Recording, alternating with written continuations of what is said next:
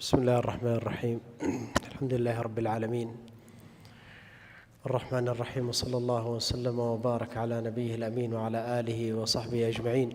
من لقاءات هذه الدورة العلمية المباركة في شرح كتاب دليل الطالب، ولعل الأخوان رأوا أننا نحاول ننهي الكتاب الطهارة اليوم، لأن بعض المشايخ مرتبط بدروس أخرى غدا، فإن شاء الله أننا نحاول ننهيه اليوم، حتى لو استمرينا إلى بعد العشاء قدر المستطاع أن نخلص الكتاب الطهارة اليوم، لنترك مجال لمن هو مرتبط بدروس أخرى غدا يجد فرصة يذهب لها. تفضل يا شيخ. الحمد لله والصلاة والسلام على أشرف الأنبياء والمرسلين. أحسن الله إليكم. قال المؤلف رحمه الله: باب نواقض الوضوء، وهي 8. أحدها الخارج من السبيلين قليلا كان أو كثيرا، طاهرا أو نجسا. الثاني خروج النجاسة من بقية البدن، فإن كان بولا أو غائطا نقض مطلقا، وإن كان غيرهما كالدم والقيء نقض إن فحش في نفس كل أحد بحسبه. الثالث زوال العقل أو تغطيته بإغماء أو نوم، ما لم يكن النوم يسيرا عرفا من جالس وقائم. الرابع مسه بيده لا ظفر فرج الآدمي المتصل بلا حائل أو حلقة دبره، لا مس الخصيتين ولا مس محل الفرج البائن. الخامس لمس بشرة الذكر الأنثى أو الأنثى الذكر لشهوة من غير حائل، ولو كان الملموس ميتا أو عجوزا أو محرما. لا لمس من دون 7، ولا لمس سن ولا ظفر ولا شعر، ولا اللمس بذلك. ولا ينتقض وضوء الممسوس فرجه أو الملموس بدنه ولو وجد شهوة.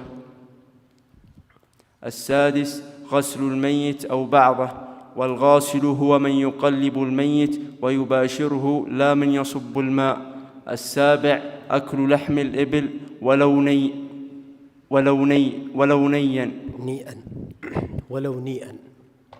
نيا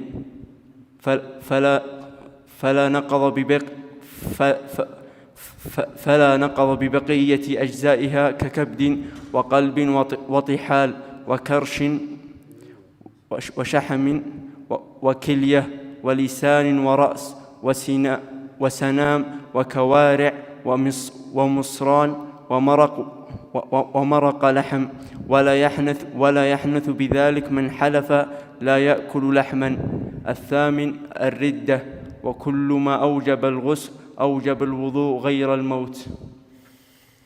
بدأ المصنف الآن في ذكر نواقض الوضوء، والنواقض جمع ناقضة، والمقصود بها مفسدات الوضوء ومبطلاته، بمعنى لو وقع الإنسان في شيء منها أو فيه شيء من ذلك بطل هذا الوضوء ولزمه أن يعيده.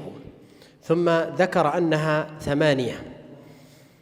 أولها الخارج من السبيلين قليلا كان أو كثيرا، طاهرا أو نجسا.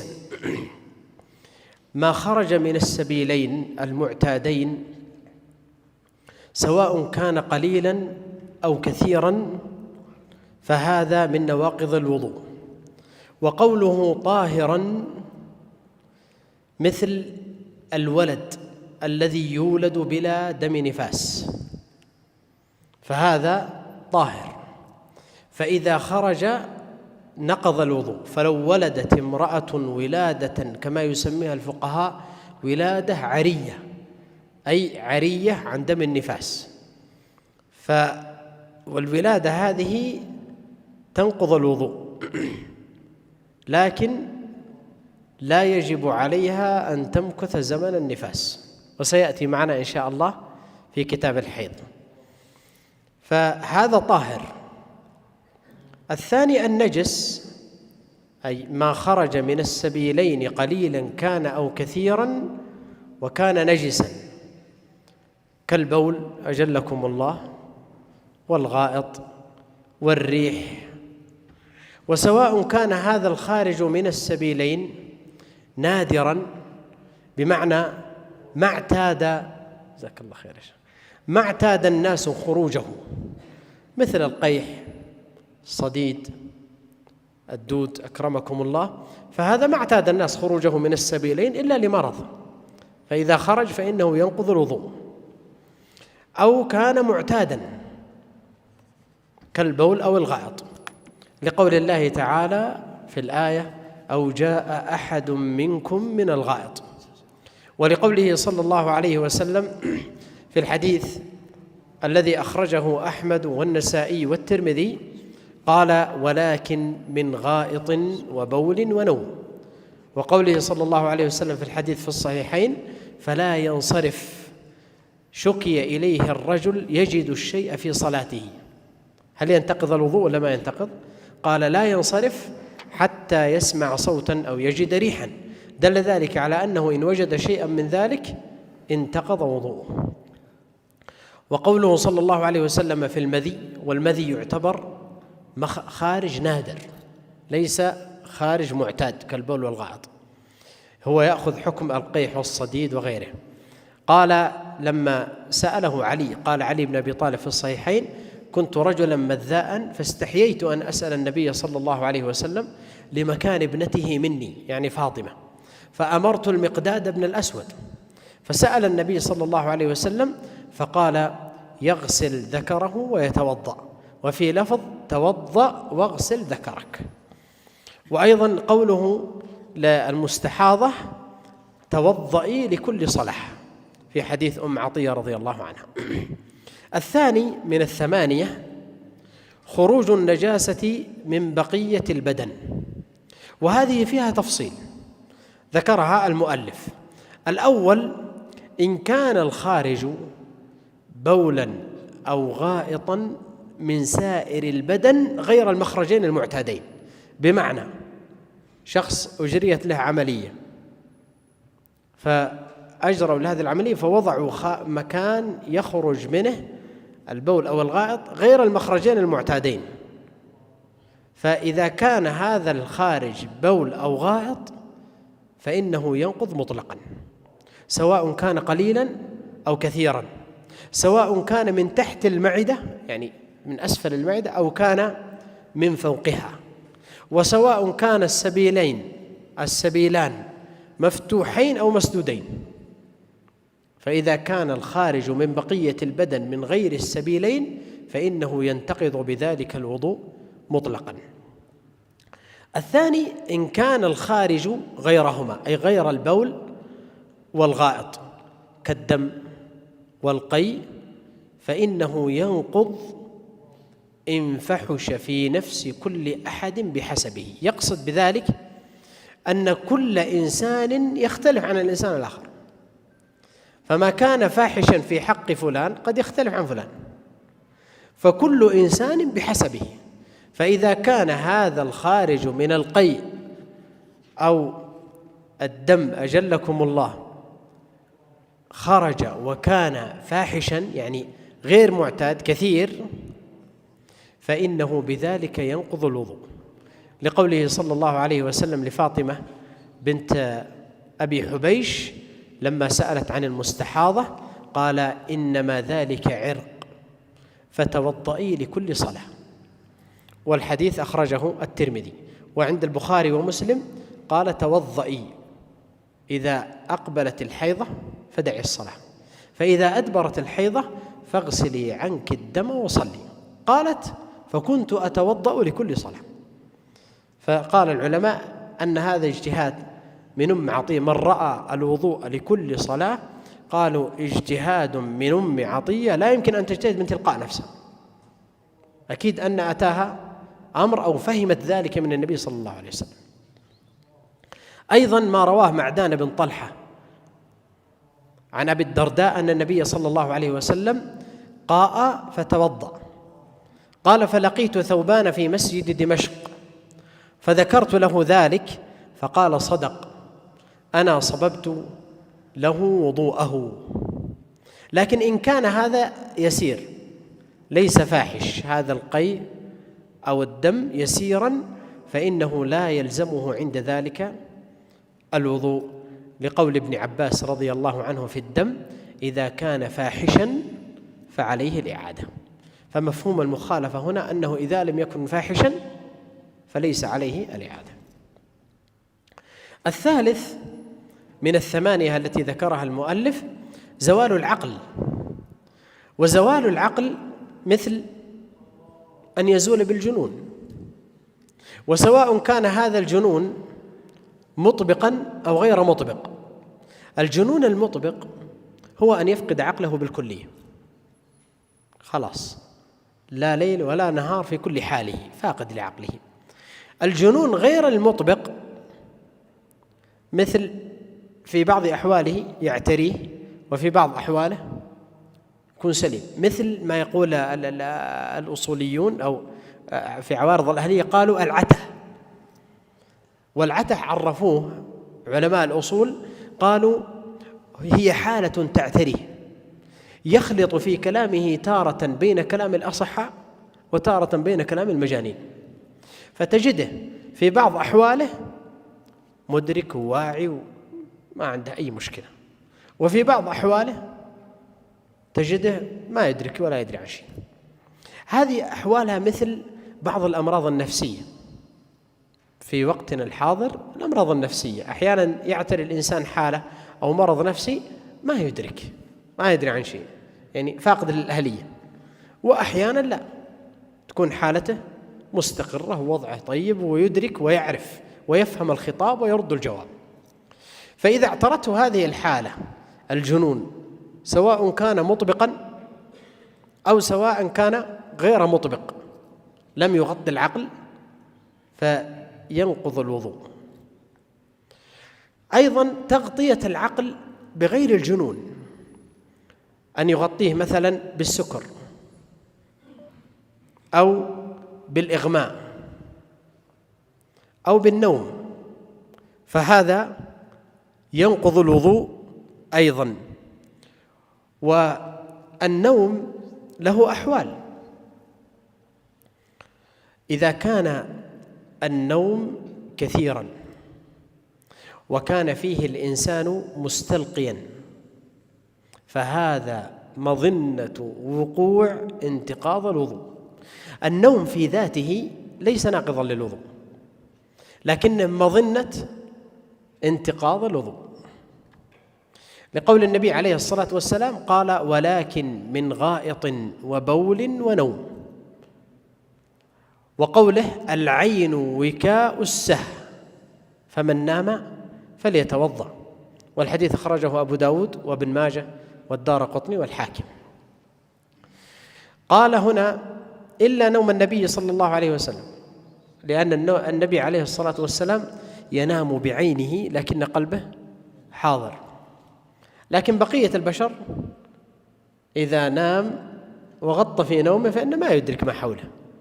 لكنه يختلف عن الإغماء أن النوم إذا نبهوه انتبه وأفاق، أما الإغماء ما ينتبه.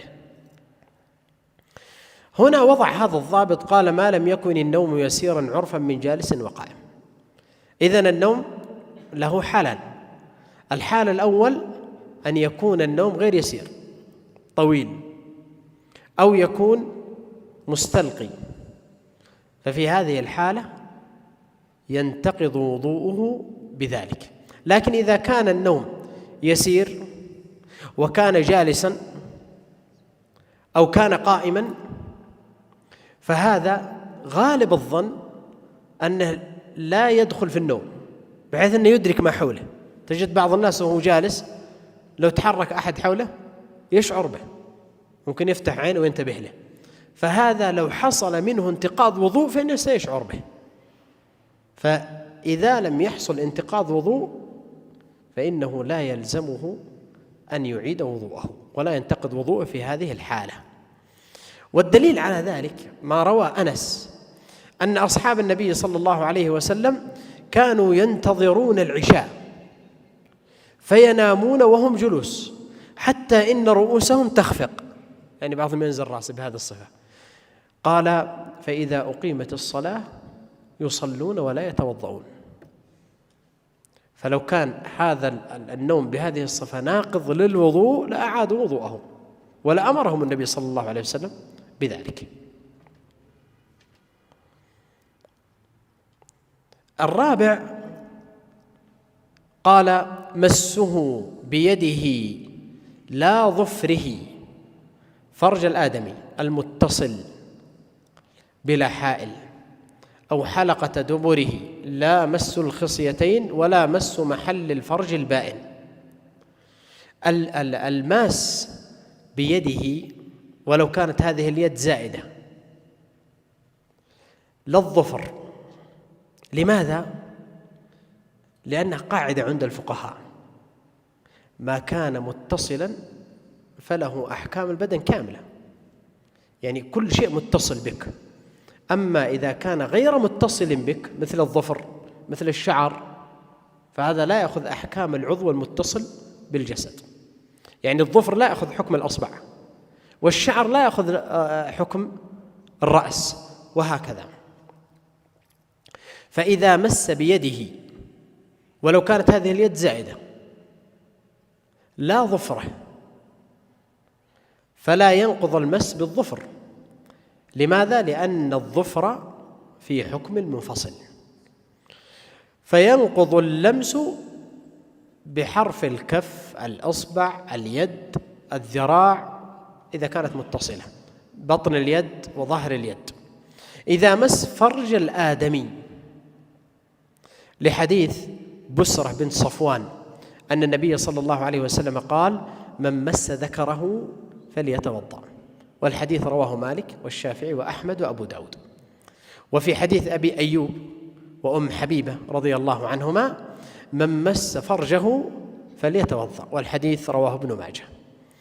سواء كان ذكر رجل أو كان قبل أنثى، فإذا مس فرج الآدمي سواء كان ذكرا أو أنثى بعضو متصل به فإنه ينتقض الوضوء في هذه الحالة. قال: المتصل لا بد أن يكون هذا العضو أو الفرج متصل بالإنسان، فلا ينقض مس الفرج إذا انفصل عنه، يعني أبين، يعني قطع، لأنه في هذه الحالة لا ينتقض الوضوء، إلا إذا أن يكون المس مس الرجل ذكر الرجل بشهوة، أو مس المرأة فرجها بشهوة بدون حائل. فإن مسه من وراء حائل لم ينقض، لأنه مس الحائل ولم يمس الفرج. إذن المسألة بهذه الصفة: لا بد أن يمس بيده أو بعضو متصل به فرج الآدمي، سواء كان هذا الآدمي ذكرا أو أنثى، وأن يكون هذا الفرج متصلا بالآدمي. فلو كان مقطوع مثلا ومسه فإنه لا ينقض الوضوء في هذه الحالة. وأن يكون المس بدون حائل، لأنه إذا مسه من وراء حائل فإنه قد يكون مس الحائل، مس الثوب مثلا، فلا يكون قد مس الفرج بصفة مباشرة. قال هنا: أو مس حلقة دبره، أي دبر الآدمي، فلا ينقض الوضوء أيضا. وكذلك قال: مس الخصيتين، ولا ينقض مس محل الفرج البائن. بمعنى لو قطع الفرج ثم مس موضع الفرج في جسد هذا الشخص، مس مكانه وهو مقطوع غير موجود، فهذا لا ينقض الوضوء أيضا. إذن اتضح من هذه المسألة أن الذي ينقض الوضوء أن يمس بعضو متصل فرج الآدمي، سواء كان هذا الآدمي ذكرا أو أنثى، وأن يكون هذا الفرج متصلا بالآدمي، وأن يكون بدون حائل. هذه الضوابط لهذه المسألة. فإذا مسه بعضو منفصل عنه أو مسه بعد أن ينقطع، أو مس موضعه في الإنسان بعد أن قطع، أو مسه بحائل، فإن هذا لا ينقض الوضوء.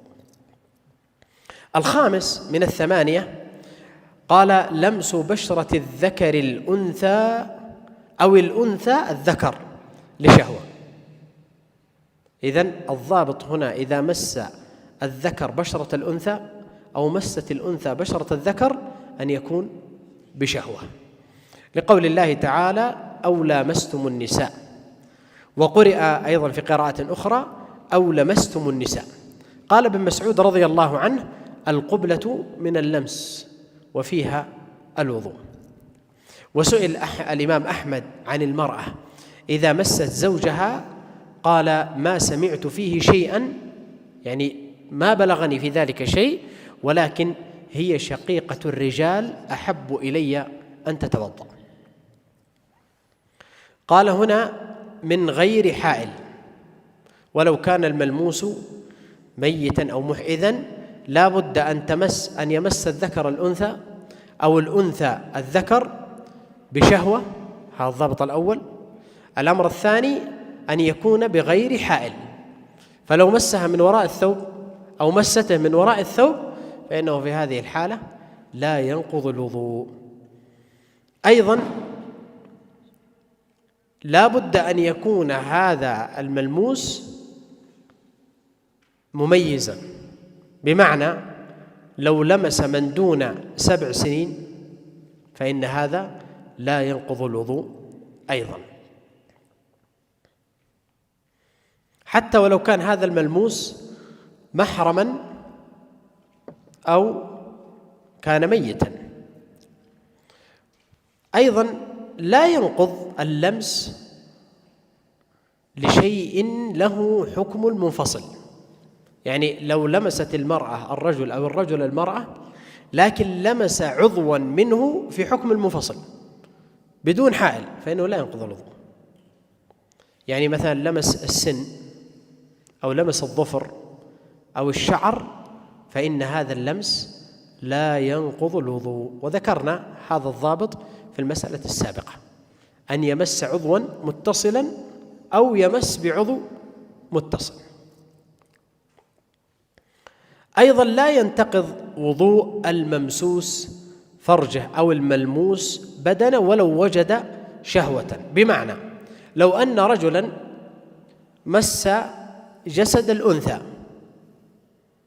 أو فرجها فإنه في هذه الحالة لا ينتقض وضوء هذه المرأة، لكن إذا لمسها هو انتقض وضوءه، حتى ولو وجد الملموس شهوة، يعني وجدت شهوة عندها فإنه لا ينتقض وضوءها. السادس من الثمانية قال غسل الميت أو بعضه، يقصد غسل جميع بدن الميت، سواء كان هذا الميت مسلما أو كافرا، صغيرا أو كبيرا، ذكرا أو أنثى. وهذه المسألة من مفردات المذهب الحنبلي، يعني انفرد بها المذهب الحنبلي الذي قال بأن غسل الميت أو بعضه ينقض الوضوء، سواء كان هذا صغيرا الميت صغيرا أو كبيرا، مسلما أو كافرا، ذكرا أو أنثى. أو غسل بعض جسد الميت، بمعنى غسل جزءا من جسد الميت وجاء شخص وأكمل عنه الغسل فإنه ينقض الوضوء. ونقض الوضوء يكون لمن يباشر غسل الميت، بمعنى لو وجد شخص يقلب الميت ويغسله وشخص آخر يصب الماء، فالذي ينتقض وضوءه من؟ المباشر، وأما الذي يصب الماء لا ينتقض وضوءه لأنه ليس غاسلا للميت. والدليل على ذلك أن أبا هريرة رضي الله عنه سئل فقال أقل ما فيه الوضوء، ومفهومه أنه لو غسل مثلا بعض الميت بعد أن يقطع منه، بمعنى غسل يد السارق بعد أن تقطع أو قدم بانت قطعت، فهذا لا ينقض الوضوء. لابد أن يغسل جسد الميت مباشرة أو يغسل بعض جسد الميت وهو متصل به، لأن له حكم جسد الميت. السابع من الثمانية أكل لحم الإبل، سواء علمه أو جهله، وسواء كان عالما بالحكم أو لا. فعن جابر عن سمرة أن رجلا سأل النبي صلى الله عليه وسلم: أنا أتوضأ من لحوم الغنم؟ قال: إن شئت فتوضأ وإن شئت لا تتوضأ. قال: أنا أتوضأ من لحوم الإبل؟ قال: نعم، توضأوا من لحوم الإبل. والحديث أخرجه مسلم. حتى ولو أكل هذا اللحم نيئا أو مطبوخا. ونقض لحم الإبل تلمس الفقهاء فيه حكم، فقال بعضهم: لأن وراء كل أحد من الإبل الجمال أو الناقة، قال وراءها شيطان. وقيل أن مبارك الإبل تأوي إليه الشياطين. وقيل أن لحم الإبل فيه شدة، فقد يرتخي بسببه العصب فيحصل شيء من نقض الوضوء ولا ينتبه له الإنسان. لكن يبقى الأمر في ذلك وجود النص، سواء علمت الحكمة أو لم تعلم. وإذا تبين لنا في يوم من الأيام أن هذه الحكمة ليست في محل النص في مورده، فهذا يعني أن الحكمة ليست صحيحة. لأن إذا تلمس حكمة في النص ثم اتضح بعد ذلك انتفاء هذه الحكم، فهذا يعني أن كأنه فرغ النص من الحكمة، فهذه الحكم تعود على النص بالإبطال، ولا يمكن أن تعود الحكمة على النص بالإبطال. فلو عادت الحكمة على النص بالإبطال أو العلة على النص بالإبطال، فهذا يعني أن الإشكال في هذه العلة والنص يبقى صحيحا. سواء أكل لحم الإبل نيئا أو كان مطبوخا، يعني لو أكل شيء الكبد مثلا قبل طبخه فإنه ينقض الوضوء أيضا حتى ولو لم يطبخ. لكن لا ينقض إلا اللحم. فلو أكل مثلا القلب، الطحال، الشحم، الكلية، هذه لا تنقض الوضوء، كلها لا تنقض الوضوء. كذلك اللسان، الرأس لا تنقض الوضوء، وإنما ينقض الوضوء أكل اللحم فقط. وهنا مسألة أيضا ذكرها المصنف وستأتي أيضا في كتاب الأيمان. قال: لو أن شخصا حلف ألا يأكل لحما ثم أكل مثلا شحم أو أكل الكرش مثلا أو المصران، فهل يحنث في يمينه؟ لا يحنث في يمينه، لأنه لم يأكل اللحم، وإنما يحنث إذا أكل اللحم. الثامن من النواقض التي ذكرها المصنف الردة عن الإسلام، وعاذنا الله وإياكم من الردة. قال الله تعالى: ومن يكفر بالإيمان فقد حبط عمله. يحبط عمله كله، ومن ذلك الطهارة، الوضوء. وقوله تعالى: لئن أشركت ليحبطن عملك. فإذا حبط العمل كله بالردة فهذا يعني أن الطهارة ستحبط، فلو عاد إلى الإسلام لزمه أن يتطهر مرة أخرى. وهنا قاعدة ذكرها المصنف، قال: كل ما أوجب الغسل أوجب الوضوء غير الموت. كل شيء يوجب الغسل فإنه يوجب الوضوء، مثل الجنابة، الجماع، الحيض، النفاس، فإن هذا يوجب الوضوء أيضا. غير الموت فإن الموت للميت يغسل لكنه ما يوضأ، فالموت يوجب الغسل لكنه لا يوجب الوضوء. تفضل. أحسن الله إليكم. فصل: من تيقن الطهارة وشك في الحدث، أو تيقن الحدث وشك في الطهارة، عمل بما تيقن. ويحرم على المحدث الصلاة والطواف ومس المصحف ببشرته بلا حائل. ويزيد من عليه غسل بقراءة القرآن واللبث في المسجد بلا وضوء. بدأ المصنف هنا فيما يحرم على المحدث أن يفعله، ووضع مسألة، قال من تيقن الطهارة وشك في الحدث، أو العكس، تيقن الحدث وشك في الطهارة، فإنه يعمل باليقين، سواء كان هذا اليقين الطهارة أو كان الحدث. المسألة الأولى اليقين ما هو؟ الطهارة. تيقن الطهارة وشك في الحدث، فإنه يعمل بماذا؟ بالطهارة، لأنها هي اليقين. والثانية الحدث. وكيف هذه تكون المسألة؟ لو أن شخصا توضأ ثم دخل في الصلاة ثم انتابه شيء في الصلاة وشك، هل أحدث قبل الدخول في الصلاة أم لا؟ الآن هو متيقن أنه قد توضأ، لكن شاك في ماذا؟ شك في الحدث، فنقول اليقين ماذا؟ الطهارة، فيعمل باليقين ويمضي في صلاته. المسألة الثانية، لو أن شخص شك هل توضأ أم لم يتوضأ، فاليقين عدم الطهارة والشك الطهارة، فيعمل باليقين وهو عدم الطهارة ويلزمه أن يتوضأ، لحديث عبد الله بن زيد رضي الله عنه قال: شكي إلى النبي صلى الله عليه وسلم الرجل يخيل إليه أنه يجد الشيء في الصلاة، فقال صلى الله عليه وسلم: لا ينصرف حتى يسمع صوتا أو يجد ريحا. هنا دخل في الصلاة بيقين وهو أنه على طهارة، ثم انتابه شك في الصلاة أنه قد أحدث.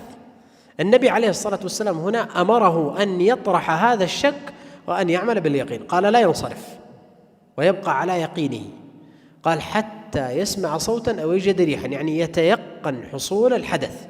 لذلك هناك قاعدة فقهية متفرعة عن القاعدة الكلية، القاعدة الكبرى: اليقين لا يزول بالشك، قاعدة اليقين يزول بيقين مثله. هنا في هذا الحديث يسمع صوتا أو يجد ريحا، هذا يقين، إذن يقين الطهارة زال بيقين مثله.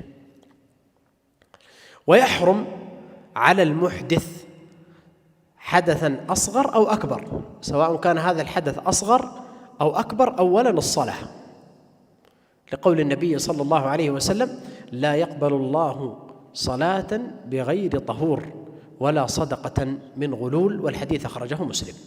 والصلاة تكون للفرض والنفل،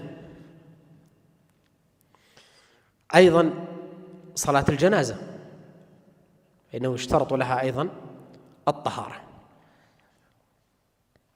لكن من صلى محدثا فإنه آثم، لكنه لا يخرج من الملة ولا يلزمه أن يتوضأ وأن يعيد صلاته. أيضا يحرم على المحدث الطواف، سواء كان هذا الطواف فرضا أو نفلا. ممكن يكون الطواف فرض، كيف؟ طواف العمرة وطواف الإفاضة في الحج، بعد طواف الوداع، طواف الوداع، فطواف العمرة وطواف الإفاضة وطواف الوداع. طواف العمرة وطواف الإفاضة ركن، وطواف الوداع واجب. حديث ابن عباس رضي الله عنه قال: أمر الناس أن يكون آخر عهدهم بالبيت إلا أنه خفف عن الحائض. التخفيف عن الحائض دليل على أنه واجب ليس ركن، لو كان ركن لا بد أن يأتي به، لحديث صفية لما حاضت صفية دخل النبي صلى الله عليه وسلم فسأل قال: أحابستنا هي؟ قالت عائشة: قد طافت بالبيت، تقصد ماذا؟ طواف الإفاضة. قال فانفري إذن. فسواء كان الطواف نفلا أو فرضا فإنه يشترط له الطهارة، لقوله صلى الله عليه وسلم: الطواف بالبيت صلاة إلا أن الله أباح فيه الكلام. والحديث أخرجه الترمذي وابن حبان والحاكم.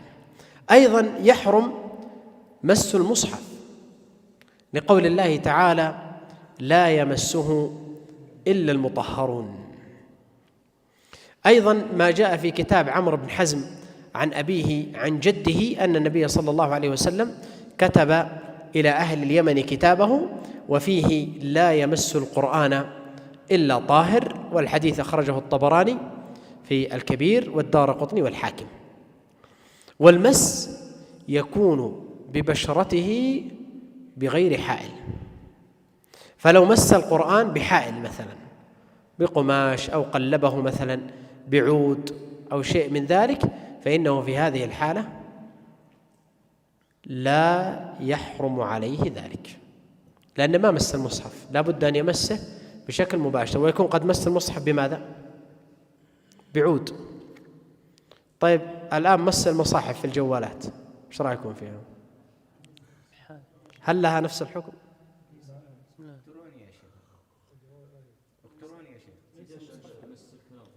ها؟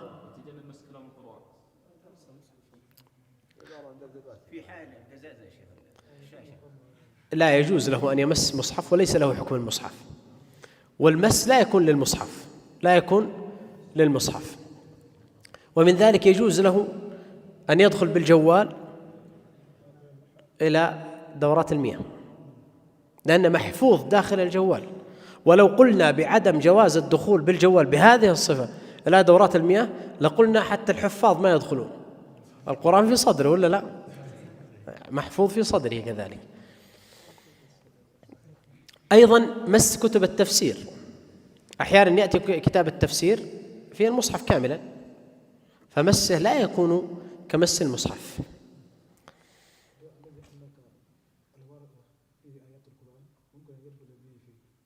ايش هو؟ مصحف؟ المصحف كذا؟ لا ما يجوز له، لأنه علق مصحف، علق القرآن أو علق صفحة من القرآن، لا يحرم عليه أن يدخل به لأنه دخل بالقرآن أو بشيء من القرآن. يزيد من عليه غسل على من هو محدث حدثا أصغر بشيئين. الآن الذي يحرم على من هو محدث حدث أصغر يحرم على من هو محدث حدث أكبر، ويزيد من هو محدث حدث أكبر بشيئين: قراءة القرآن، أي أنه لا يجوز له أن يقرأ القرآن من غير حائل. المحدث حدث أصغر يجوز له أن يقرأ القرآن دون أن يمسه، أما المحدث حدث أكبر فلا يمس القرآن، لما جاء عن علي رضي الله عنه قال: كان النبي صلى الله عليه وسلم لا يحجبه، وربما قال: لا يحجزه عن القرآن شيء ليس الجنابة. والحديث أخرجه أبو داود والنسائي والترمذي وابن ماجه. لكن لو أتى المحدث حدث أكبر بدعاء وكان هذا الدعاء بعض آية فيجوز له ذلك، يعني مثلا دعا قال: ربنا لا تزغ قلوبنا بعد إذ هديتنا، هذه آية لكنه أتى بها يدعو دعاء فإنه ليس عليه شيء ويجوز له ذلك لأنه لم يقرأ قرآن وإنما دعاء. أيضا يحرم عليه اللبث في المسجد بلا وضوء، لقوله تعالى: ولا جنبا إلا عابري سبيل. وقوله صلى الله عليه وسلم: لا أحل المسجد لحائض ولا جنب. فإذا توضأ الجنب جاز له اللبث في المسجد، لما روى سعيد بن منصور والأثرم عن عطاء بن يسار قال: رأيت رجالا من أصحاب رسول الله صلى الله عليه وسلم يجلسون في المسجد وهم مجنبون إذا توضأوا وضوء الصلاة. فإذا توضأ وضوء الصلاة فإنه يخفف الجنابة فيجوز له أن يلبث في المسجد. سيأتي معنا ما يتعلق بالحائض، المرور في المسجد واللبث في المسجد للحائض وتناول شيء من المسجد في كتاب الحائض. أحسن الله إليكم. قال: باب ما يوجب الغسل، وهو 7. أحدها انتقال المني، فلو أحس بانتقاله فحبسه فلم يخرج وجب الغسل، فلو اغتسل له ثم خرج بلا لذة لم يعد الغسل. الثاني خروجه من مخرجه ولو دما، ويشترط أن يكون بلذة ما لم يكن نائما ونحوه. الثالث تغييب الحشفة كلها أو قدرها بلا حائل في فرج، ولو دبرا لميت أو بهيمة أو طير، لكن لا يجب الغسل إلا على ابن 10 وبنت 9. الرابع إسلام الكافر ولو مرتدا. الخامس خروج الحيض. السادس خروج دم النفاس. السابع الموت تعبدا. الآن بدأ في باب ما يوجب الغسل، والغسل بالضم الاغتسال، ويطلق أيضا على الماء الذي يغتسل به، وبالفتح مصدر غسل. وموجبات الغسل 7 أشياء. أولها انتقال المني، يعني أن الغسل يجب بمجرد إحساس الرجل بانتقال المني من صلبه، والمرأة بانتقاله من ترائبها وهي عظام الصدر. فلو أحس بانتقاله مثلا فحبسه فلم يخرج وجب عليه الغسل بانتقاله.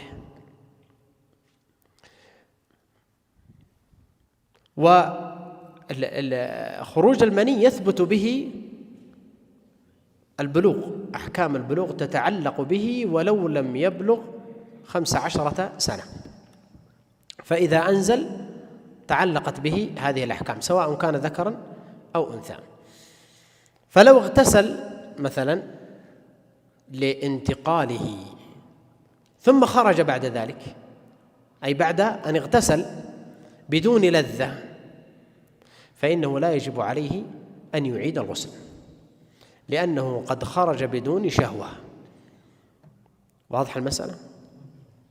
الثاني من موجبات الغسل قال خروجه من مخرجه المعتاد، أي خروج المني من مخرجه المعتاد، يعني لا بد أن يكون خروجه من مخرجه المعتاد.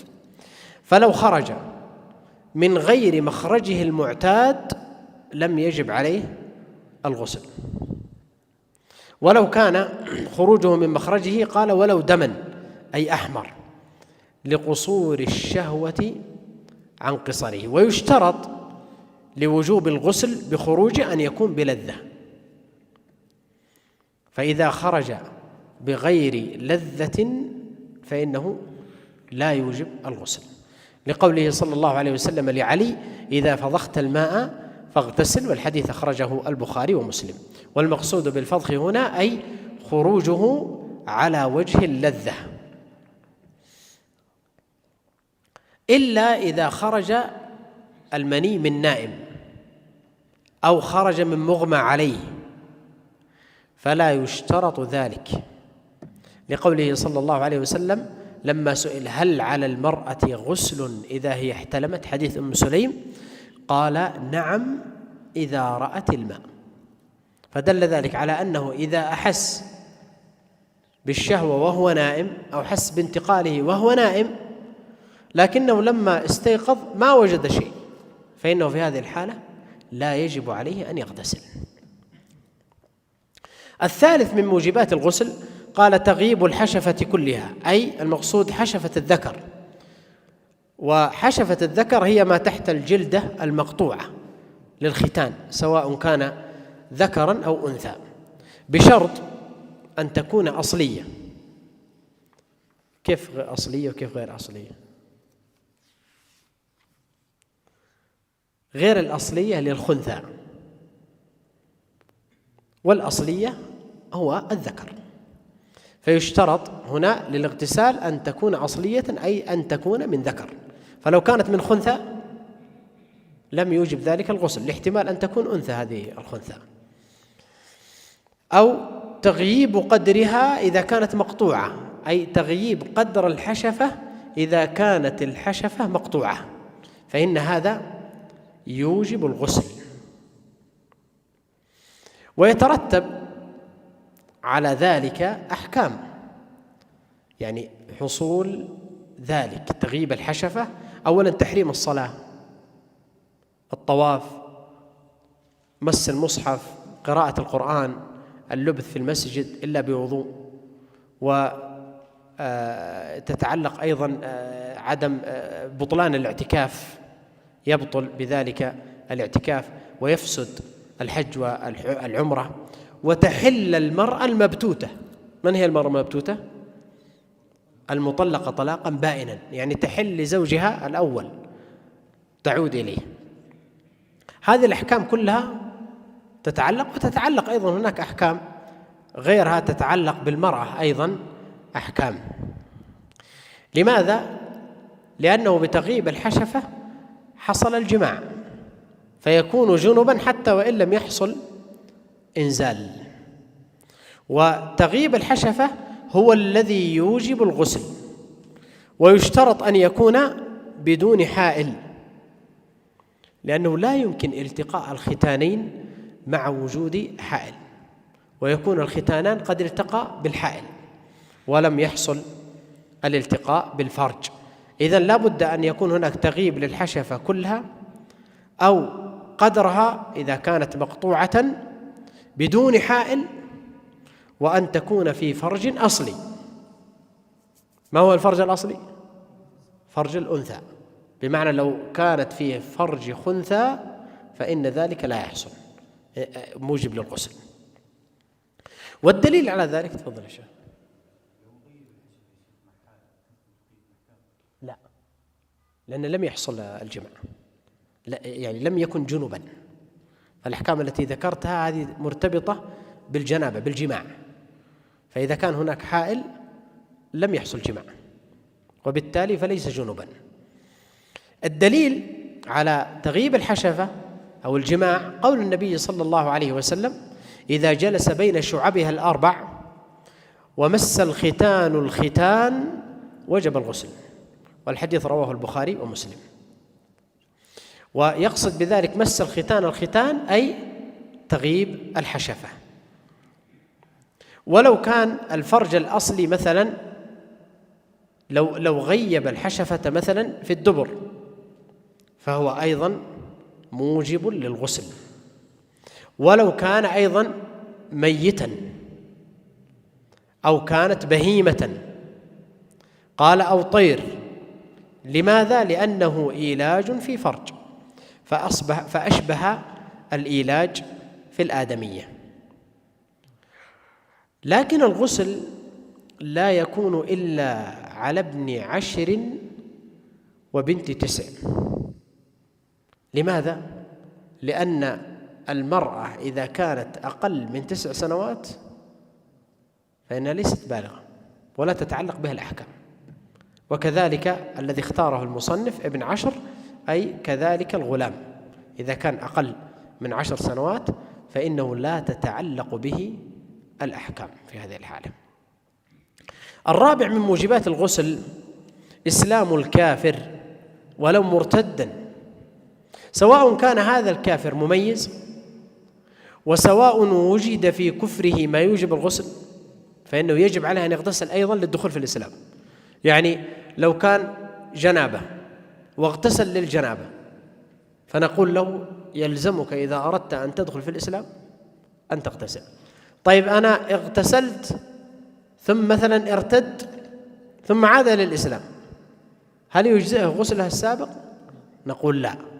لماذا؟ لأن الردة قد أحبطت كل شيء قبلها، فيلزمه أن يغتسل. والدليل على ذلك أن النبي صلى الله عليه وسلم أمر قيس بن عاصم أن يغتسل حين أسلم، والحديث رواه أبو داود والنسائي والترمذي والإمام أحمد. الخامس من موجبات الغسل خروج دم الحيض وانقطاعه أيضا، هذا من موجبات الغسل. السادس من موجبات الغسل أيضا خروج دم النفاس. فلو ولدت المرأة مثلا ولادة عرية، يعني ولدت ولدا بدون نفاس، هل يجب عليها الغسل؟ ما يجب عليها الغسل، لكن يجب عليها ماذا؟ الوضوء. مر معنا من نواقض الوضوء الخارج من السبيلين ولو كان طاهرا. السابع من موجبات الغسل الموت، لقوله صلى الله عليه وسلم لما أمر المغسلات اللاتي يغسلن زينب ابنته اغسلنها بماء وسدر.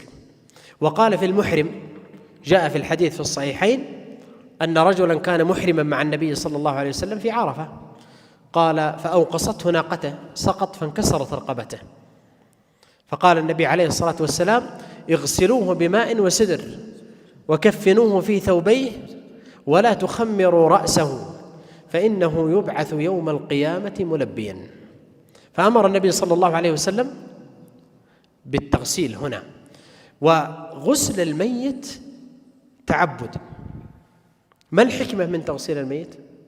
كان الميت مثلا مغتسل قبل أن يموت، يعني بعضهم اغتسل ثم توفي نوبة أو أي سبب، يغسل كذلك عند موته، بعد موته يعني يغسل أيضا، والحكمة في ذلك تعبدية، لأن أحيانا قد تموت المرأة في نفاسها فالتغسيل لن يرفع حدثا ولا لا، فتبقى الحكمة هنا تعبدية. أحسن الله إليكم. فصل. وشروط الغسل 7: انقطاع ما يوجبه، والنية، والإسلام، والعقل، والتمييز، والماء الطهور المباح، وإزالة ما يمنع وصوله، وواجبه التسمية وتسقط سهوا، وفرضه أن يعم بالماء جميع بدنه وداخل فمه وأنفه حتى ما يظهر من فرج المرأة عند القعود لحاجتها، وحتى باطن شعرها، ويجب نقضه في الحيض والنفاس لا الجنابة، ويكفي الظن في الإسباغ. نعم.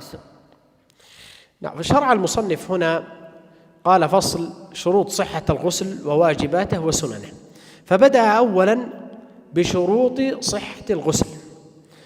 وشروط صحة الغسل 7، وقد قلنا أن كل عبادة لها شروط، وتكون هذه الشروط سابقة للعبادة غير داخلة في ماهية العبادة، بخلاف الأركان والواجبات فإنها تكون داخلة في ماهية العبادة.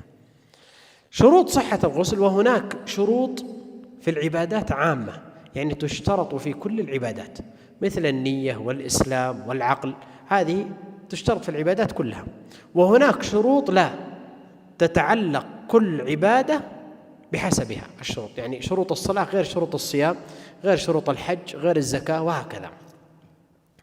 فبدأ أولا بشروط الغسل، قال انقطاع ما يوجبه، ويقصد بذلك إذا كان الإنسان قد فعل شيئا موجبا للغسل فلا بد أن ينقطع عنه هذا الموجب.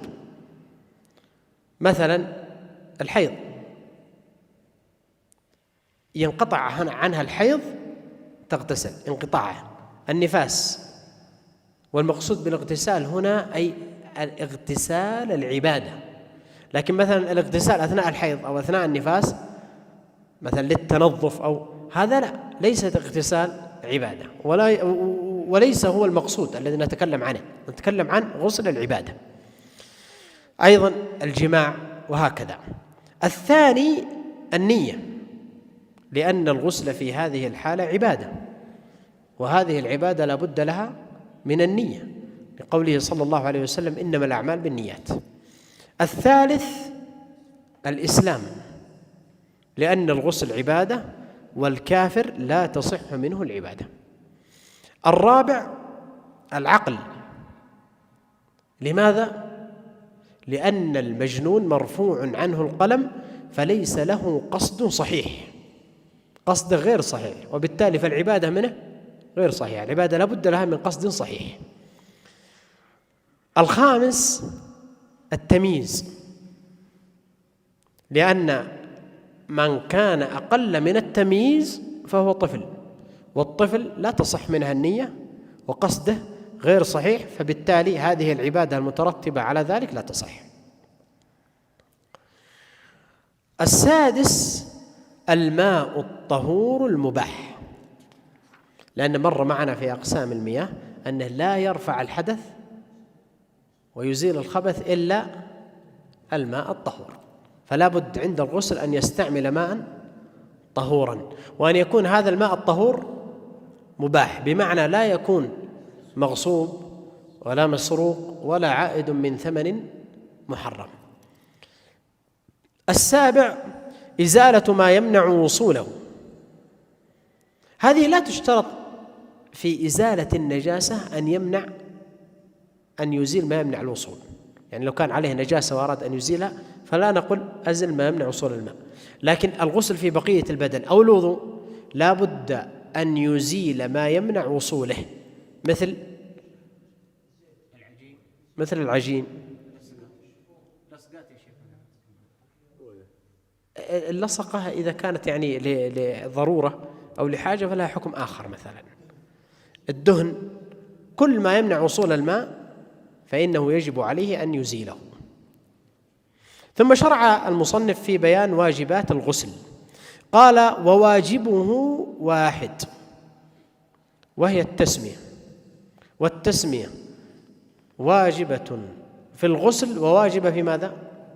في الوضوء، مرت معنا، وتسقط حال السهو والجهل تسقط. قال: وفرضه، فروض الغسل أيضا فرض واحد، وهو أن يعم بالماء جميع بدنه وداخل فمه وأنفه، مثل الوضوء له فروض، الفروض هذه لا بد أن يسبغ الأعضاء بالوضوء، والغسل سيغسل بدنه كله، لا بد أن يسبغ بدنه كله بالغسل، لحديث ميمونة رضي الله عنها قالت: وضع رسول الله صلى الله عليه وسلم وضوء الجنابة فأفرغ على يديه فغسلهما مرتين أو ثلاثا، ثم تمضمض واستنشق وغسل وجهه وذراعه، ثم أفاض الماء على رأسه، ثم غسل جسده، فأتيته بالمنديل فلم يردها، وجعل ينفض الماء بيديه. والحديث أخرجه البخاري ومسلم. قال هنا: وفرضه واحد، وهو أن يعم جميع بدنه بالغسل حتى ما يظهر من فرج المرأة عند قعودها، بمعنى أن تغسل المرأة داخل فرجها، إذا جلست المرأة مثلا لقضاء حاجتها فإنها تغسل داخل فرجها، لأنه له حكم الظاهر. أما ما لم يمكن غسله من داخل الفرج فإنه لا يجب عليها أن تغسله.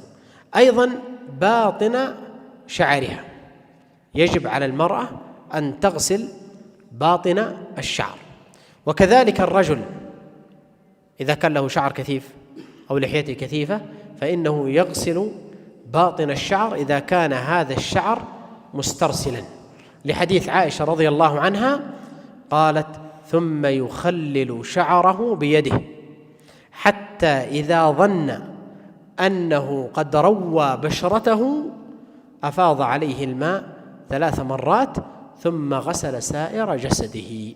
والحديث أخرجه البخاري ومسلم. وعن علي رضي الله عنه أيضا: من ترك موضع شعرة من جنابه لم يصبها الماء قال فعل الله به كذا وكذا، وإن كان هذا الحديث لا يصح، ويكفي في ذلك ما ذكرناه الحديث السابق، فهو في الصحيحين عند البخاري ومسلم، حديث عائشة وحديث ميمونة. أيضا يجب على المرأة أن تنقض الشعر حال الحيض والنفاس، لقول عائشة رضي الله عنها: انقضي شعرك واغتسلي. والحديث رواه ابن ماجه وابن أبي شيبة في مصنفه.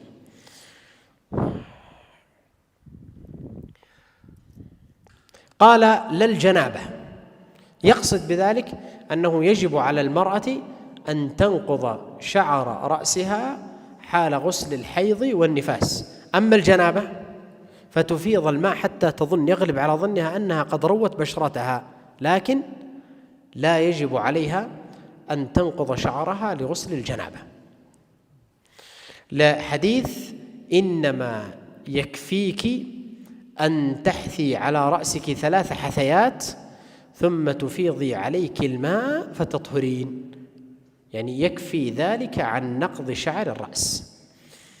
قال ويكفي الظن في الإسباغ. أحكام الشريعة مبنية في غالبها على غلبة الظن لليقين، ومنها هذه المسألة.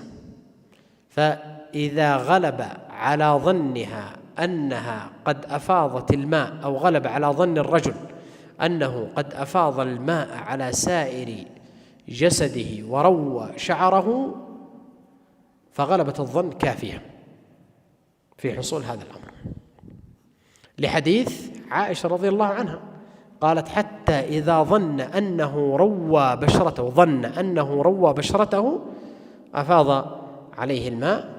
والحديث تقدم تخريجه في الصحيحين. تفضل الشيخ. أحسن الله إليكم. قال وسننه الوضوء قبله، وإزالة ما لوثه من أذى، وإفراغه الماء على رأسه 3، وعلى بقية جسده 3، والتيامن والموالاة، وإمرار اليد على الجسد، وإعادة غسل رجليه بمكان آخر. ومن نوى غسلا مسنونا أو واجبا أجزأ عن الآخر، وإن نوى رفع الحدثين أو الحدث وأطلق، أو أمرا لا يباح إلا بوضوء وغسل أجزأ عنهما. ويسن الوضوء بمد، وهو رطل وثلث بالعراقي، وأوقيتان و4 أسباع بالقدسي، والاغتسال بصاع، وهو 5 أرطال وثلث بالعراقي، و10 أواق وسبعان بالقدسي. ويكره الإسراف لا الإسباغ بدون ما ذكر. ويباح الغسل في المسجد ما لم يؤذ به، وفي الحمام إن أمن الوقوع في المحرم، فإن خيف كره، وإن علم حرم. شرع المصنف الآن في بيان سنن الغسل. وسنن الغسل أولا الوضوء قبله. هذه السنن تجعل الغسل غسلا كاملا. مر معنا الوضوء المجزئ والوضوء الكامل. الوضوء المجزئ أن يأتي بالفرض، والوضوء الكامل أن يأتي بالسنن والفروض. كذلك الغسل أن يأتي بالفرض. ما هو فرض الغسل؟ مر معنا أن يعم جميع بدنه بالغسل، هذا الغسل المجزئ يعني يجزئه. لكن الغسل الكامل يجزئه عن الغسل وعن الوضوء، وهو أن يأتي بالسنن ويأتي بالفرض. سنن الغسل هنا أولا قال الوضوء قبله، وقد تقدم معنا صفة الوضوء. قال إزالة ما لوثه من أذى، أي أن يزيل ما لوثه، مثلا تلوث الفرج بالأذى، تلوث مثلا الفرج أجلكم الله دم الحيض أو النفاس أو المني أو المذي، فإنه يغسل فرجه قبل أن يغتسل. قال وإفراغه، أي إفراغ المغتسل الماء على رأسه 3 مرات. المرة الواحدة هذه الواجبة، والمرة الثانية أو الثالثة هي السنة، بحيث يحثو الماء على رأسه 3 حثيات كما تقدم معنا في حديث ميمونة رضي الله عنها. أيضا يفرغ الماء على بقية جسده بأن يفيض الماء على جسده 3 مرات، لحديث عائشة رضي الله عنها قالت كان النبي صلى الله عليه وسلم إذا اغتسل من الجنابة غسل يديه 3 وتوضأ وضوءه للصلاة، ثم يخلل شعره بيديه حتى إذا ظن أنه روى بشرته أفاض الماء عليه 3 مرات ثم غسل سائر جسده، والحديث في الصحيحين. ثم التيامن بأن يبدأ في الغسل بشقه الأيمن ثم شقه الأيسر. الموالاة بمعنى ألا يؤخر غسل بعض جسده حتى يجف البعض الآخر.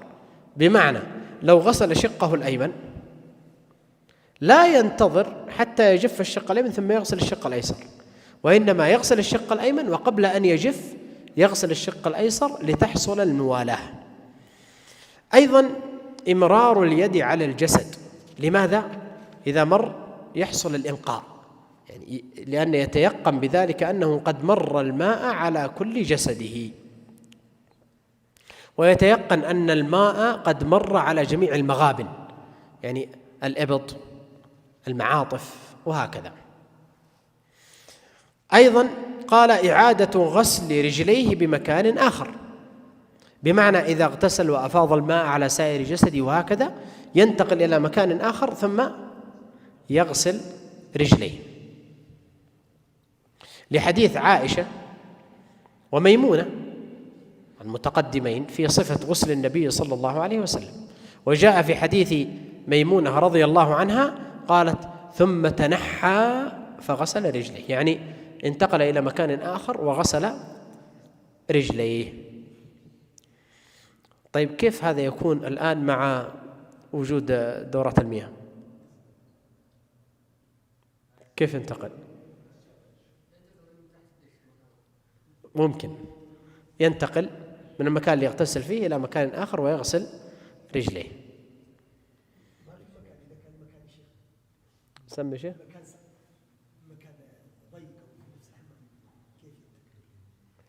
ممكن مثلا بدل ما يغتسل بالدش يغتسل اي نعم الشطاف او شيء. تفضل يا شيخ. ليس الحكمه يعني انها السابق انها فضل الماء يبقى ويغسل رجله لكي لا يتلوث، اما اليوم ما يحصل. هذا من الحكم اللي ذكرها بعض العلماء، قال انه قد يبقى شيء من الطين فتتلوث الاقدام فينتقل الى مكان اخر ويغسلها، لكن يبقى الفصل في هذه المسألة النص وجود الحديث، فإذا عمل بذلك لأجل الحديث فقد حقق السنة. وتفريغ النص من الحكمة، تلمس الحكم هذه التي لم يرد النص عليها، تلمس الحكم هذه وارد، لكن إذا كانت الحكمة تعود على النص بالإبطال فالخلل في الحكمة المستنبطة أو العلة المستنبطة. قال: ومن نوى غسلا مسنونا، يقصد بالغسل المسنون غسل الجمعة عند الجمهور أو العيدين، أجزأ عن الغسل الواجب للجنابة. لماذا؟ لأنه إذا نوى بغسل الجنابة الغسل الكامل الذي ذكرناه هذا، يعني أتى بالسنن والفرض، فإن الغسل المسنون يدخل في الغسل الواجب، ويكون يجزئه عن غسل الجمعة ويجزئه عن غسل العيد أيضا.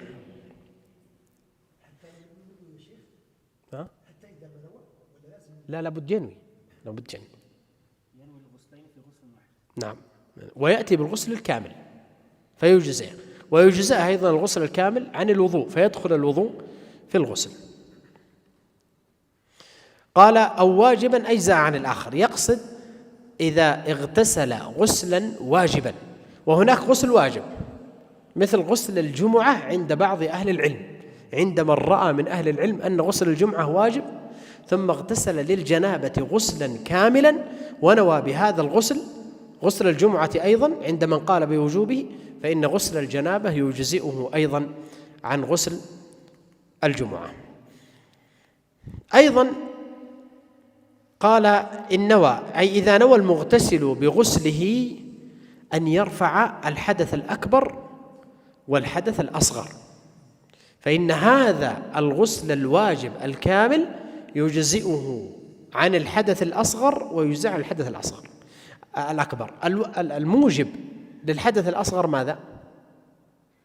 الوضوء، والحدث الأكبر الغسل، والغسل أعلى رتبة من الوضوء، والحدث الأكبر أعظم من الحدث الأصغر، فإذا فعل ما هو أعظم دخل فيه ما هو أصغر. أيضا لو نوى مثلا أي حدث أصغر أجزاء الغسل، أو مثلا نوى أمرا لا يباح إلا بالوضوء مثل الغسل، مس المصحف، أو الطواف بالبيت، فإنه يجزئه ذلك الغسل عن ما كان موجبه الوضوء. ذكر هنا القدر الذي يتوضأ به المتوضئ ويغتسل به المغتسل، فيسن للمتوضئ الوضوء بالمد، أي ما كان زنته مد من الماء، والمد هو قال رطل وثلث بالعراقي، وزنة المد بالدراهم 171 درهم إسلامي. أيضا قال رطل وثلث بالعراقي وأنقيتان و4 أسباع بالقدسي. إذن يتوضأ بالمد السنة ويغتسل بماذا؟ بالصاع. وزنة الصاع مثلا بالكيلو الآن تقريبا من 2 كيلو ونص إلى 3 كيلو في هذه الحدود، فإذا أتى بالماء زنة 2 كيلو ونص إلى 3 كيلو فهذا صاع، والمد أقل من الصاع. قال ويكره الإسراف، أي يكره الإسراف في الماء حتى ولو كان يتوضأ أو يغتسل على نهر، لما جاء في الحديث عن النبي صلى الله عليه وسلم قال أفي الوضوء سرف؟ قال نعم، وإن كنت على نهر جار.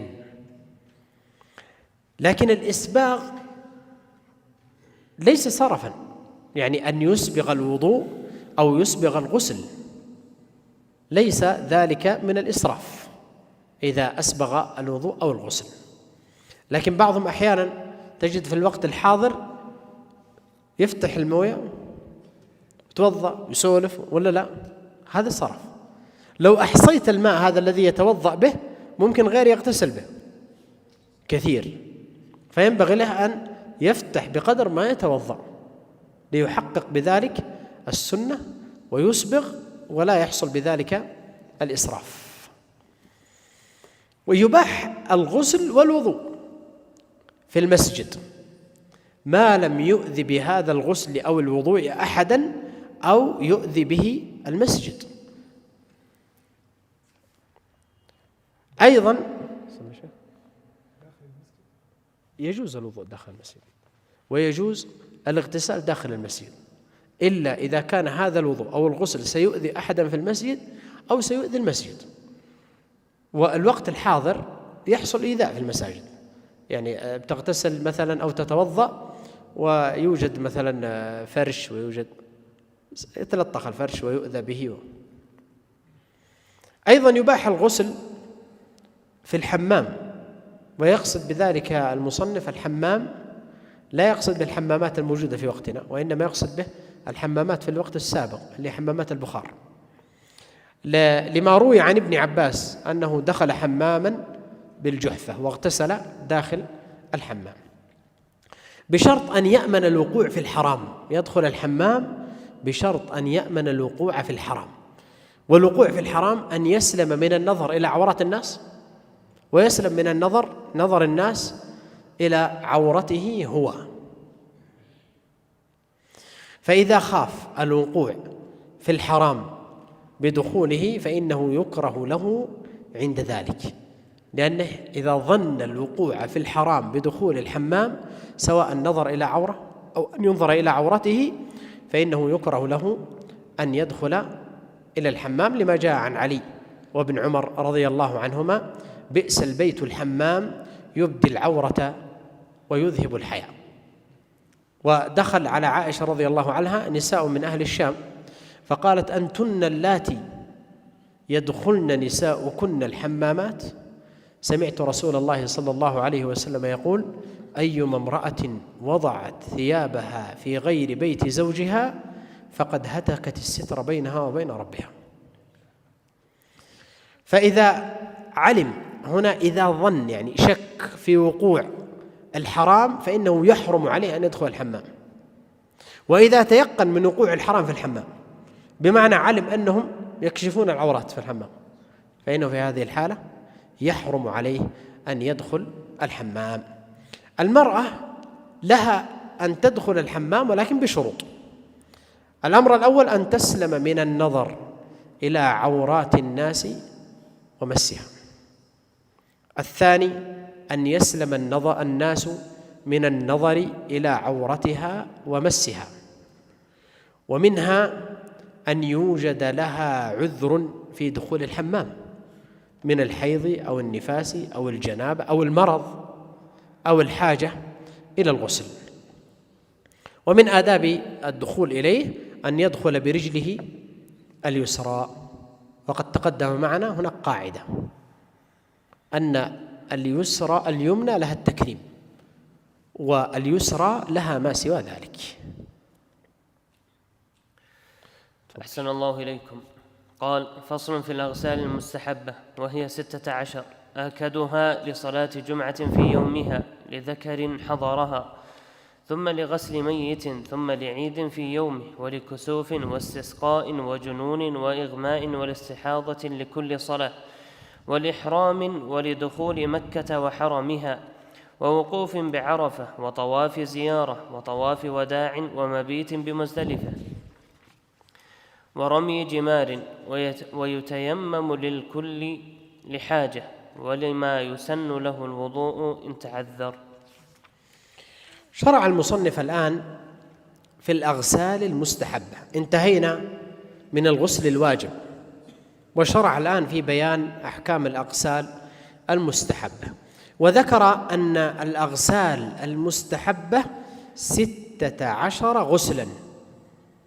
آكدها الغسل لصلاة الجمعة في يوم الجمعة، ويكون يوم الجمعة من طلوع الفجر، فلا يجزئ الغسل قبل طلوع الفجر. ويكون الغسل للذكر وليس للمرأة، والذكر إذا حضر الجمعة، بمعنى لو كان الذكر لن يحضر الجمعة فإنه لا يسن في حقه الاغتسال. لو اغتسل مثلا بعد منتصف الليل لا يجزئ، لا بد أن يكون الاغتسال في يوم الجمعة، لقوله صلى الله عليه وسلم: من جاء منكم الجمعة فليغتسل، والحديث أخرجه البخاري ومسلم. وما رواه ابن عمر وأبو سعيد مرفوعا: غسل الجمعة واجب على كل محتلم، والحديث أخرجه الشيخان.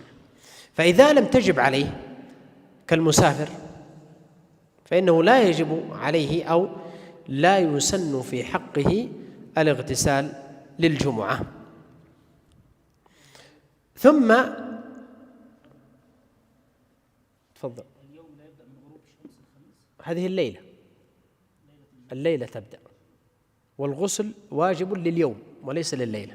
يسن فيها قراءة الكهف مستنة من ليلة الجمعة؟ لا، في يوم الجمعة. نعم، في يوم الجمعة، لأن الغسل وقراءة هذه من أحكام يوم الجمعة، واليوم يكون من طلوع الفجر. من طلوع الفجر تبدأ أحكام يوم الجمعة، وأما الذي يسبقها فليس اليوم وإنما تسبقها الليلة، والأحكام تتعلق باليوم وليس بالليلة. ثم يلي غسل الجمعة في الآكدية ذكره المصنف اللي هو غسل الميت، سواء كان هذا الميت مسلما أو كافرا، لحديث أبي هريرة رضي الله عنه: من غسل ميتا فليغتسل ومن حمله فليتوضأ، والحديث رواه الترمذي وابن ماجه. والمقصود مر معنا غسل الميت في الغسل الواجب وهو تغسيل الميت. الآن المغسل، يعني السنة في حق المغسل أن يغتسل إذا غسل الميت. قال: لصلاة عيد في يومين، أي العيد، أي يسن الاغتسال للعيد، عيد الفطر وعيد الأضحى، في يوميهما، يعني من طلوع الفجر، لحديث ابن عباس أن النبي صلى الله عليه وسلم كان يغتسل يوم الفطر والأضحى، ويكون من طلوع الفجر. الرابع من الأغسال المسنونة صلاة الكسوف. والكسوف إذا جاء منفردا فيقصد به الشمس والقمر، لأنه إذا اجتمعا افترقا، وإذا افترقا اجتمعا. فإذا قيل الكسوف أطلق على الشمس والقمر، وإذا قيل الكسوف والخسوف فيقصد الشمس والخسوف. لماذا؟ للقمر. الخامس من الأغسال المستحبة صلاة الاستسقاء.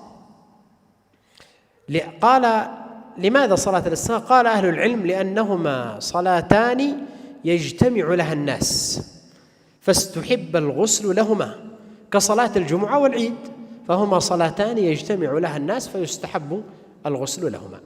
السادس والسابع من الأغسال المستحبة الغسل للجنون والإغماء بلا إنزال، فلو حصل للمغمى عليه أو المجنون إنزال أثناء إغمائه كان الغسل في حقه واجب، وهذا مر معنا.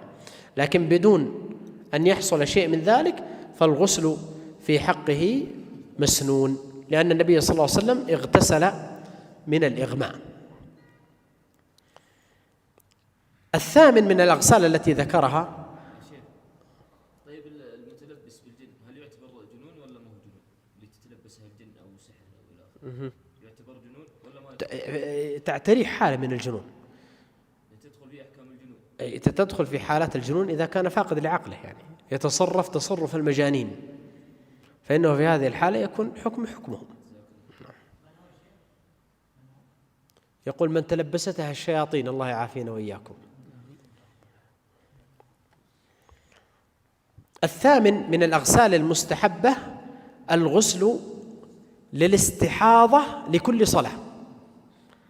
الغسل للاستحاضة لوحده إذا أدبرت الحيضة فهذا الغسل واجب، أما أن تغتسل المستحاضة عند كل صلاة فهذا الغسل في حقها مسنون، لقوله صلى الله عليه وسلم لزينب بنت جحش رضي الله عنها اغتسلي لكل صلاة لما استحيضت، والحديث أخرجه أبو داود. التاسع من الأغسال المستحبة الغسل للإحرام، سواء كان هذا الإحرام بالحج أو بالعمرة أو بهما. كيف يكون بهما؟ لمن كان متمتعا أو قارنا، لحديث زيد بن ثابت رضي الله عنه أنه رأى النبي صلى الله عليه وسلم تجرد لإهلاله واغتسل، والحديث أخرجه الترمذي والدارمي والدارقطني.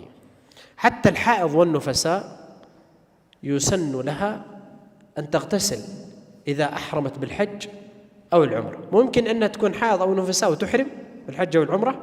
نعم، أسماء بنت عميس رضي الله عنها أحرمت بالحج، ولدت وهي في الميقات فأرادت أن تحج، وأراد أبو بكر أن يعيدها، وهي أرادت أن تحج مع النبي صلى الله عليه وسلم في حجة الوداع، فأمره النبي صلى الله عليه وسلم أن يأمرها بأن تحرم وأن تهل غير أن لا تطوف بالبيت. العاشر من الأغسال المستحبة دخول مكة، لأن ابن عمر رضي الله عنه كان لا يقدم مكة إلا بات بذي طوى حتى يصبح ويغتسل ويدخل نهارا، ويذكر عن النبي صلى الله عليه وسلم أنه فعل ذلك، والحديث أخرجه مسلم وأخرجه البخاري أيضا. حتى ولو مع حيض، كانت حائض واغتسلت لدخول مكة فإنه يسن في حقها هذا الغسل. 11 من الأغسال المستحبة الغسل لدخول حرم مكة، الغسل الذي قبله لدخول مكة، وهذا الغسل لدخول الحرم. 12 من الأغسال المستحبة الغسل للوقوف بعرفة، لما روى مالك عن نافع عن ابن عمر قال كان يغتسل لإحرامه قبل أن يحرم، ولدخول مكة وللوقوف عشية عرفة. 13 طبعا هذه فائدة. مالك عن نافع عن ابن عمر، ايش تسمى عند المحدثين؟ سلسلة الذهب. ابن عمر تلميذه من؟ نافع، ونافع من هو تلميذه؟ مالك رحمهم الله جميعا. 13 الغسل لطواف الزيارة. 14 الغسل لطواف الوداع. 16 الغسل لرمي الجمار، والذي يظهر أنه يغتسل كل يوم، لأن رمي الجمار تكون كل يوم في يوم العيد 11 12 و13 أيام التشريق، فيظهر من ذلك أنه يسن أن يغتسل كل يوم إذا أراد أن يرمي الجمار. ويتيمم استحبابا لكل الأغسال المستحبة عند حاجة الصحيح إلى الماء، إما لعدمه أو لعدو يحول بينه وبين الماء، أو يكون الماء يسيرا، أو يكون الماء في مكان لا يستطيع أن يخرجه. يقصد بذلك أنه لهذه الأغسال المستحبة إذا لم يستطع أن يغتسل لأي أمر كان، لعجز حسي أو حكمي.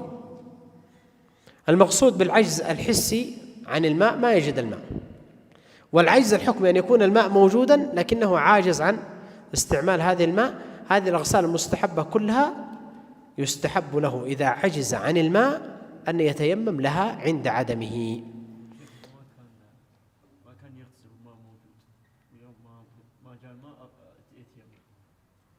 لا، هو يقصد يا شيخ إذا عدم الماء.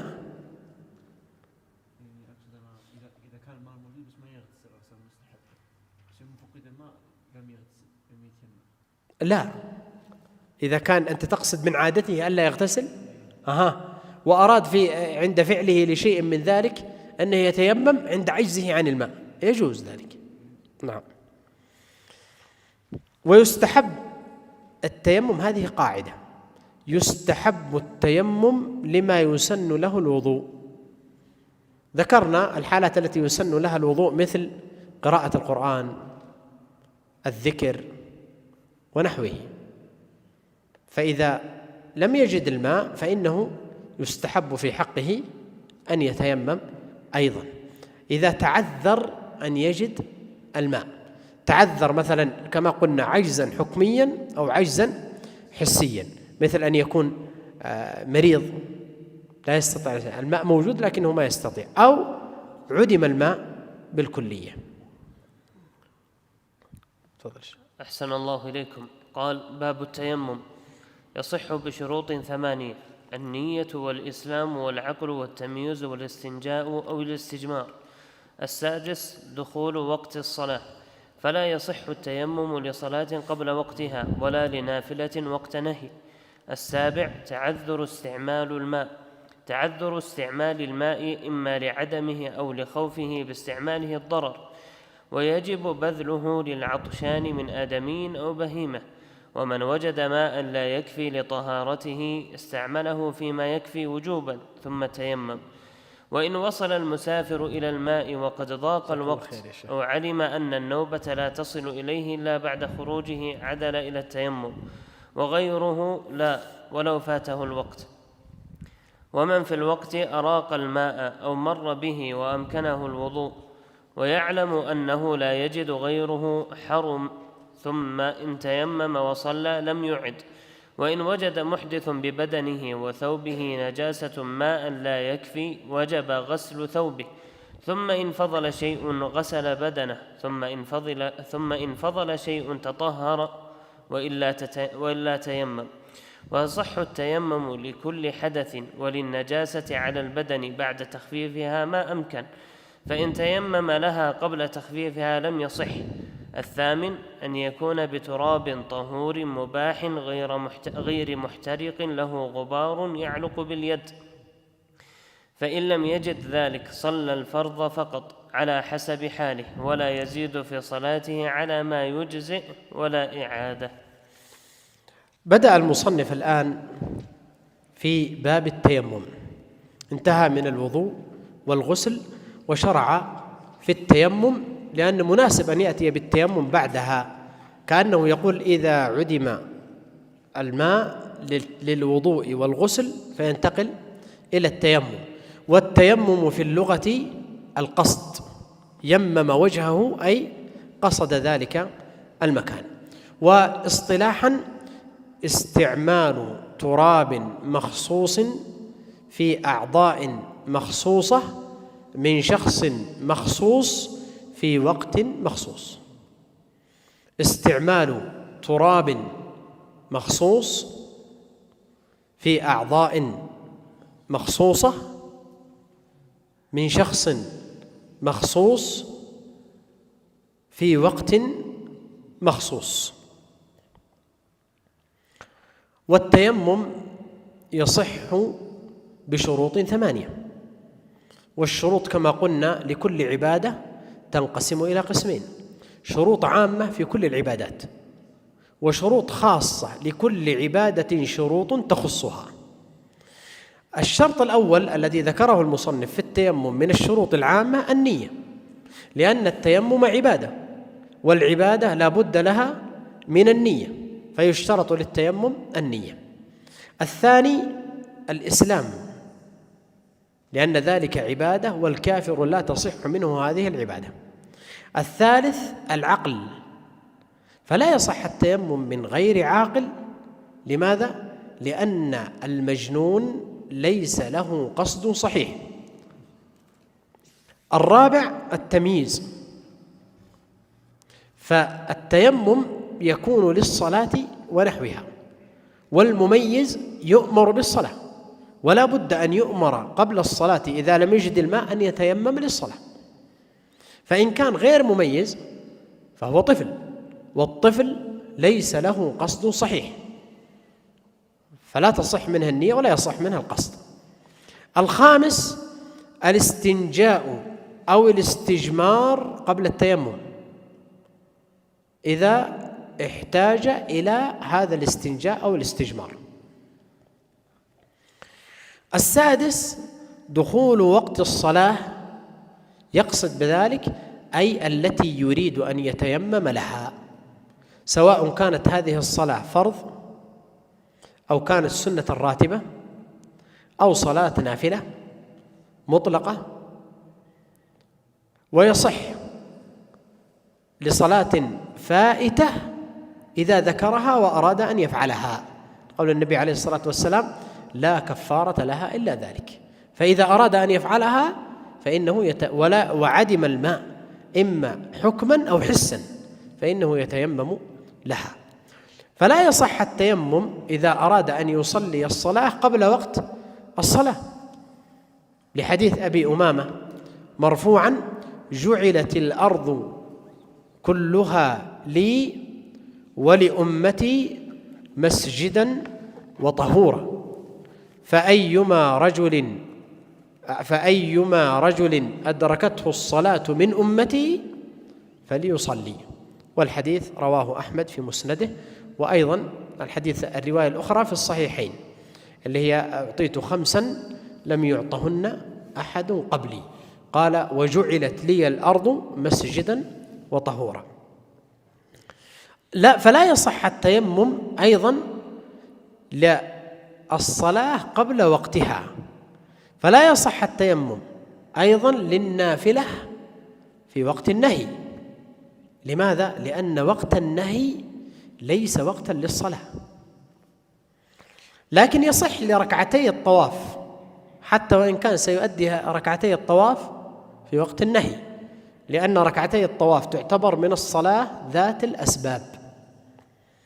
السابع من شروط صحة التيمم تعذر استعمال الماء، إما لعدمه أي عدم وجود الماء لقوله تعالى: فلم تجدوا ماء فتيمموا صعيدا طيبا. وقول صلى الله عليه وسلم: إن الصعيد الطيب، يقصد بقول الصعيد الطيب أي التراب الطاهر، إن الصعيد الطيب طهور المسلم وإن لم يجد الماء 10 سنين، فإذا وجد الماء فليمسه بشرته فإن ذلك خير. والحديث رواه الترمذي وأبو داود والنسائي والدارقطني. ويكون عدم الماء إما بحبس الماء عنه أو حبسه هو عن الماء، أو أن يقطع عدو فيما بينه وبين الماء، أو أن يعجز أن يتناول هذا الماء من البئر. الماء موجود في البئر لكن ما عنده شيء يتناول به هذا الماء. وهنا لا فرق في التيمم بين أن يكون مسافرا أو مقيما، وإن كان التيمم في أول أمره قد شرع في السفر، كما جاء في حديث عائشة لما حبس الناس لأجل عقدها، قالت: فجاء أبو بكر رضي الله عنه فجعل يطعنني في خاصرتي ويقول: حبست الناس وليسوا على ماء وليس معهم ماء. تقول: فما يمنعني أن أتحرك إلا مكان رسول الله، كان نائم على رجله، فأنزل الله آيات التيمم. قال أسيد بن حضير رضي الله عنه: ما هي بأول بركتكم يا آل بيتي، يا آل بيتي، أحسنت، آل بيت أبي بكر. فنزلت آيات التيمم، لكن التيمم شرع في السفر وفي الحضر.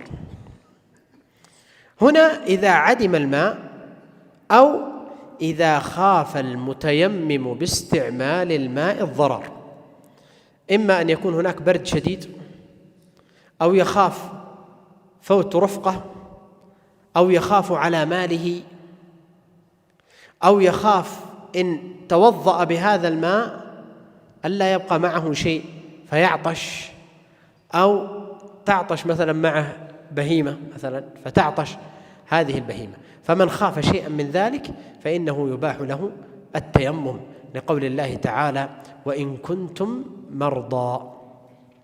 ولحديث صاحب الشجة قال: إنما كان يكفيك ذلك، يعني تمسح على الشجة، تعصب رأسك.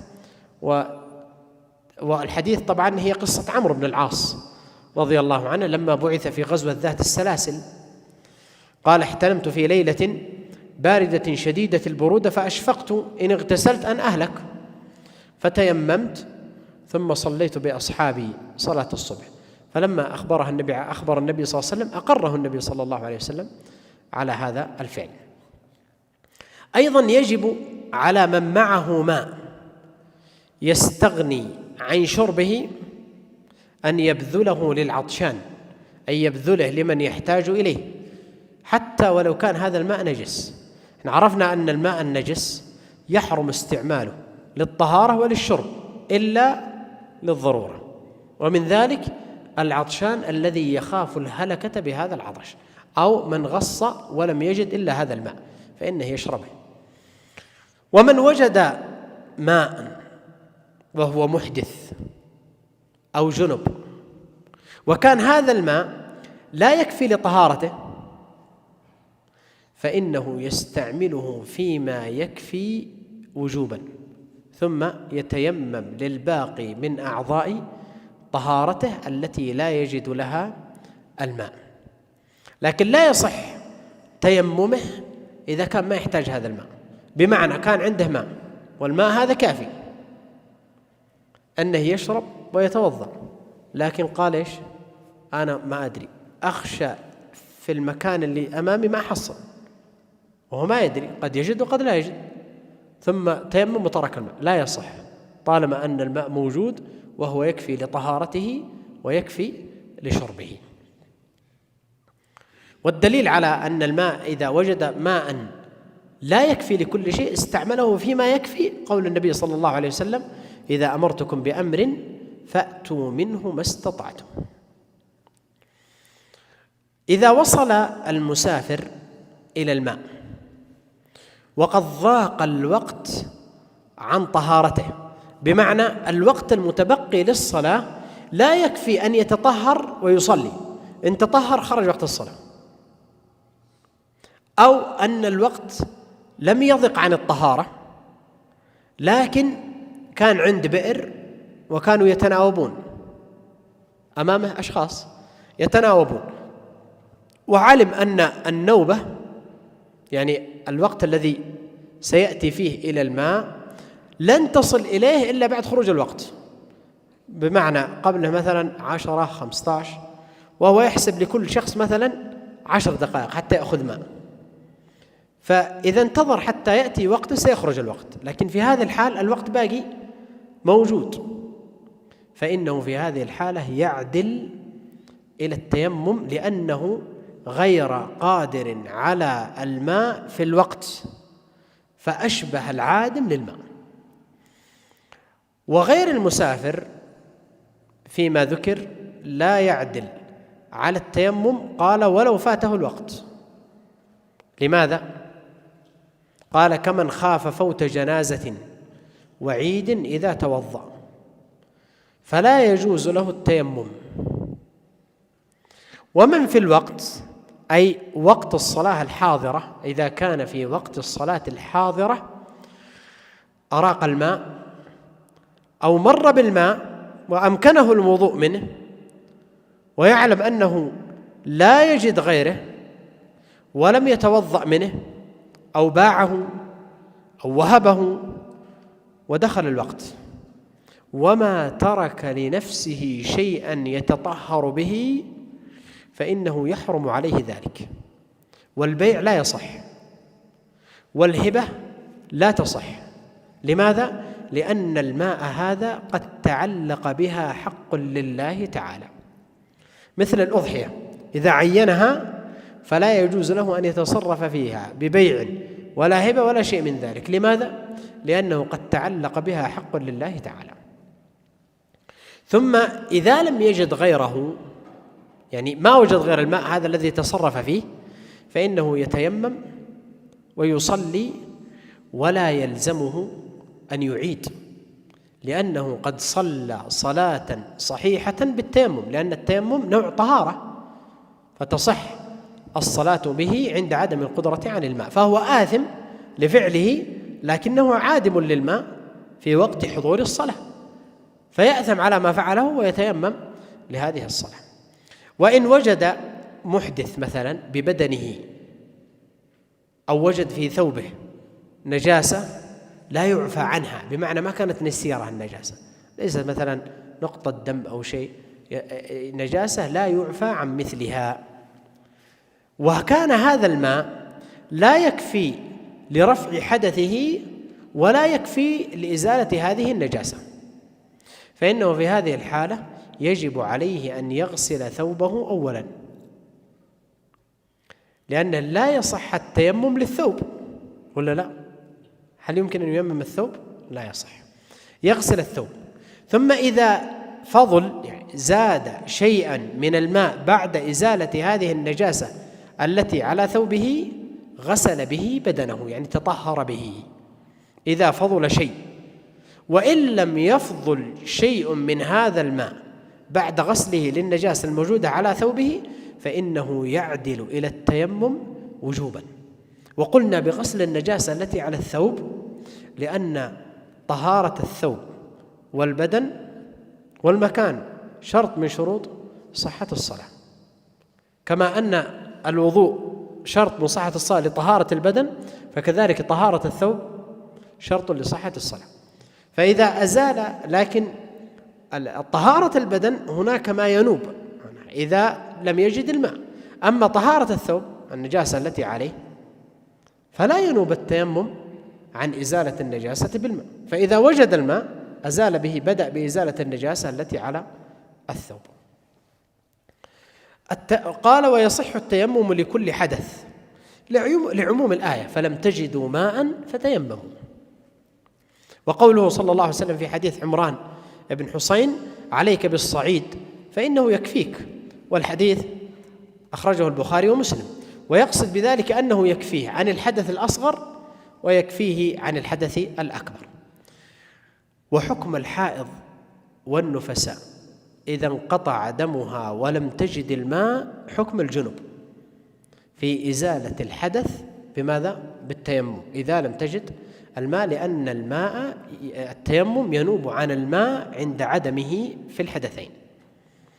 ويصح التيمم للنجاسة إذا كانت على البدن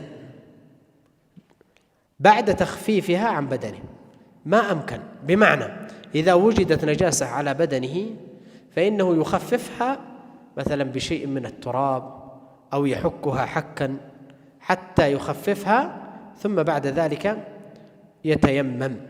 فإن تيمم قبل أن يخفف هذه النجاسة التي على بدنه وهو يمكن له أن يخففها لم يصح هذا التيمم. الشرط الثامن أن يكون التيمم بتراب لعموم الآية فتيمموا صعيدا طيبا، والصعيد هو التراب الطاهر. وقال ابن عباس الصعيد تراب الحرث والطيب الطاهر. وقوله تعالى فامسحوا بوجوهكم وأيديكم، فلا يجوز مثلا بشيء ليس له حكم الصعيد الطيب الطاهر، يعني مثلا بالحجر ما يتيمم بالحجر، ولا يتيمم مثلا مثل ما يقول الفقهاء بالنورة ما يتيمم، لابد أن يكون التيمم بالصعيد الطيب أو ما في حكم هذا الصعيد الطيب، وأن يكون طهورا. فلا يجوز التيمم مثلا بتراب قد تيمم به أحد قبله، لأن يكون حكم إيش؟ الماء المستعمل، هذا تراب مستعمل في طهارة، فيكون هذا التيمم التراب هذا طاهر لكنه ليس طهورا تزال به يرفع به الحدث. وأن يكون هذا التراب مباح، فلا يجوز التيمم بتراب مغصوب ولا تراب مسروق أو ما كان عائدا من ثمن محرم. قال غير محترق، فلا يجوز التراب مثلا بما دق من الخزف أو الحجارة، نحت من الحجارة، أو مثلا طبخ على الحجر فنحت منه شيء، هذا لا، تراب محترق، لا بد أن يكون بصعيد طيب. له غبار يعلق باليد، أي لا بد أن يكون هذا التراب له غبار يعلق باليد ويأتي بين الأصابع، فلا يكون مثلا بالسبخة لأن ليس لها تراب يعلق باليد، بمعنى إذا ضرب بيده فإنه يلبد على يده ويأتي بين أصابعه. ثم تكلم المصنف هنا قال فإن لم يجد ذلك، يتكلم عن العادم للماء والتراب. فإن لم يجد ذلك أي لم يجد الماء والتراب، كمن حبس بمحل ليس فيه ماء ولا تراب، أو ببدنه شيء يؤذيه لا يستطيع أن يستعمل الماء والتراب، فإنه في هذه الحالة يصلي الفرض فقط دون النافلة على حسب حاله، لأنه عاجز عن الماء وعاجز عن التراب، ولا يزيد في صلاته على الشيء المجزئ في الصلاة.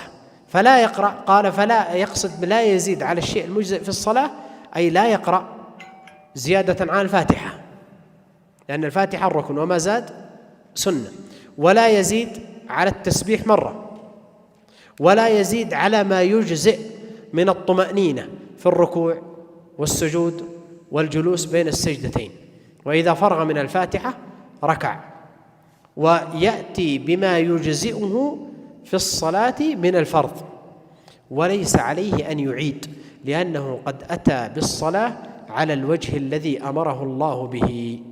وصلى الله وسلم على نبينا محمد وعلى آله وصحبه أجمعين، والحمد لله رب العالمين. جمعية الدعوة والإرشاد وتوعية الجاليات بأبها، بالدعوة نحيا.